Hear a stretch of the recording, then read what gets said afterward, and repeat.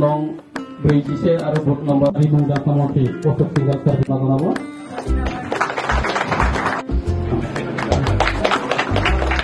আৰু লগতে আপোনালোকৰ কথা স্কুল ভাল কৰিব খোজে আপোনাৰ যি কৰিব খোজে ৰাইজৰ লগত বহি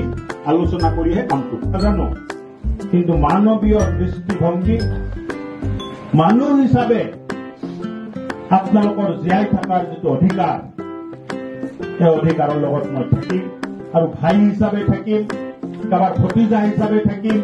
আৰু আপোনালোকৰ লগত থাকি এই অঞ্চলৰ উন্নয়নৰ যিটো দায়িত্ব সেইটো মই গা পাতি লৈছো এই উন্নয়ন আমি